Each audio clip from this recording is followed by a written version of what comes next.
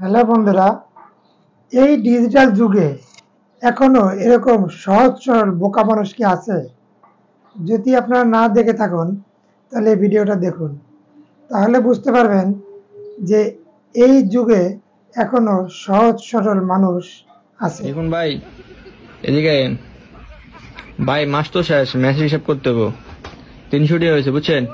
আপনি দিবেন 150, আমি দিব 150। 150 কি লেগে ভাই? 300 টাকা হইছে। আপনি দিবেন 150 টাকা, আমি দিব 150 টাকা। তো লিপ্ত হয়ে যায়। না না ভাই, আপনি 150 দিতে হবে। নাসির ভাই, হ্যাঁ ভাই। নাসির ভাই সাই এদিকে। দোনোজনে ম্যাচ খেলছি। 300 টাকা হইছে।